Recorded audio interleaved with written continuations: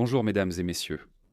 L'ancien présentateur de CNN, Dan Lemon, expulsé de CNN pour, partialité, mensonge, insulte, narcissisme débridé, a été arrêté. Dan est arrivé dans le Minnesota où il fait froid dehors, comme on dit, mais chaud dans les cœurs, et il a rejoint un groupe de personnes qui se disent défenseurs de la justice, alors qu'en réalité, ce sont des défenseurs des criminels.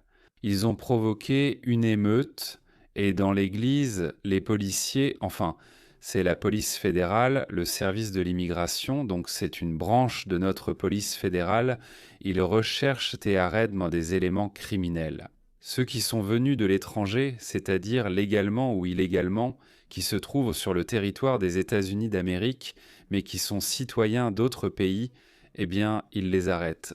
Dans ce cas précis, ils traquaient des meurtriers, des violeurs, des braqueurs regroupés en une bande, vivant dans le Minnesota, engagés avec de l'argent provenant de Chine, les soi-disant émeutiers.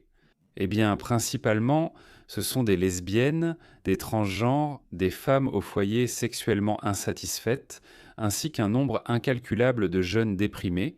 Ils descendent dans les rues de cette ville gelée et parfaite. Donc là où on leur indique via Internet, les organisateurs de la résistance leur disent où aller. Ils découvrent où se trouve la police liée à l'émigration, s'y précipitent et lancent dans des objets sur elle. Des bouteilles congelées visent sérieusement les têtes, oui, une bouteille congelée sur la tête, des pierres, des morceaux de glace. Certains donc viennent avec des armes. Comme celui qui a récemment été tué par la police, comment il s'appelait, Alex Pretty, d'autres essaient de renverser la police avec des voitures, comme ceux qui ont été tués, oui, René Good. Certains les renversent, des policiers les attrapent, certains tirent au visage d'autres. Toutes ces actions sont filmées sur leur smartphone et envoyées au centre, où elles sont traitées et transmises. Donc aussi bien sur Internet, sur différents sites, que par la presse amie, engagée pour le même argent. Dan Lemon, comme il le raconte, s'est retrouvé par hasard près de l'église par un froid de canard dehors, là où se sont aussi dirigés les manifestants. Il n'y avait pas de policiers dans l'église, il n'y avait pas de criminels dans l'église, mais il y en avait là-bas. Je pense que les principaux ennemis de la Chine et du Parti démocrate, y compris les mondialistes, ce sont des gens normaux, des familles qui vont à l'église avec de la morale et, horreur, de l'amour pour la patrie. Le plus effrayant, c'est que la morale et l'amour pour la patrie, ils détestent tous cela. Ce sont eux, en réalité, les vrais ennemis du kitsch, les ennemis donc de Lemon et des manifestants. Des meurtriers, ils protègent les violeurs même au prix de leur propre vie, comme nous l'avons déjà constaté, et contre cela, donc, ils attaquent même au prix, d'une courte peut-être peine de prison. Au final, une foule de voyous a fait irruption, des mercenaires, des voyous à gages, oui, ils ont fait irruption.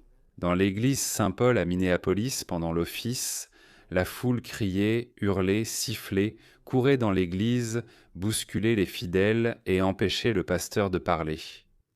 Au milieu de tout ce chaos, Lemon, avec sa caméra, son micro et son éclairagiste, racontait comment le peuple s'était soulevé contre le tyran Trump. Voici les policiers sanguinaires qui, comme on le sait, viennent dans les églises de façon désintéressée. Dans ce cas précis, ils sont venus dans cette église où, comme nous le savons déjà, il n'y avait ni police ni criminalité. Pour démontrer leur amour envers les criminels venus de l'étranger, c'est-à-dire envers les criminels arrivés de l'étranger. Ceux-là, ils les aiment et ils montrent leur haine envers les croyants et les citoyens moraux, les citoyens des États-Unis d'Amérique. Après cela, Lemon a commencé à accuser le pasteur d'être un agent de la police, de laver le cerveau des paroissiens. Vladimir Ilitch Lénine, à mon avis, disait la même chose. Non, fédéral, comment il disait ? L'opium, la religion c'est l'opium du peuple. L'opium du peuple. Oui, à mon avis, l'opium existait déjà, mais la religion est-elle l'opium du peuple ? Le peuple a de la chance d'avoir de l'opium. La police fédérale a déjà arrêté 8 individus. Comme ils le disent, des voyous dont le monde, selon 6 lois précises, il est interdit d'envahir les lieux de culte. d'empêcher les fidèles de prier ou les offices religieux par des protestations ou des cris. Le Monde dit qu'il est ce journaliste, donc, et qu'il passait simplement par hasard, alors que Royal se tenait dans les buissons. Il y a eu une histoire similaire avec Guy Lins, et simplement par hasard, en passant, il a vu les manifestants. Par hasard, il connaissait leurs dirigeants, bien que tout cela fût spontané et sans véritable chef. Mais selon le parquet, ils ont des preuves qu'il a coordonnées. Vous réalisez l'horreur? Oui, il a coordonné. Oui, ce n'est pas possible. Il ne ment pas, non. Il dit être là par hasard, c'est horrible, mais ils ont des preuves. Il a coordonné son arrivée avec l'attaque et de cette façon, il a participé à l'agression contre le pasteur et contre le pasteur lui-même. Lemona a été arrêté à Los Angeles, où il est arrivé de Minneapolis, prévoyant de s'infiltrer à la cérémonie de remise de prix. Les Grammys, c'est un exemple musical. Donc Lemon n'est plus accrédité. Oui, ils l'ont viré, ils l'ont renvoyé de son travail. Et il doit absolument attirer l'attention pour avoir des spectateurs sur YouTube.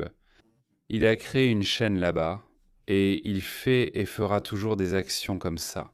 Oui, dernièrement, il fait des choses qui, de son point de vue, craignent l'image d'un combattant pour, je ne sais pas, peut-être pour les criminels à la frontière, oui, en tout cas, l'image d'un journaliste scandaleux qu'il est intéressant de regarder. Donc toute cette histoire, toute cette histoire, c'est un coup de pub d'un journaliste renvoyé qui cherche à gagner de l'argent et de la gloire. Et vous, qu'en pensez-vous? Le monde s'est-il retrouvé là par hasard ou pas vraiment par hasard? Et ensuite, pensez-vous qu'il a une position civique ou est-ce qu'il aime simplement beaucoup l'argent? L'argent?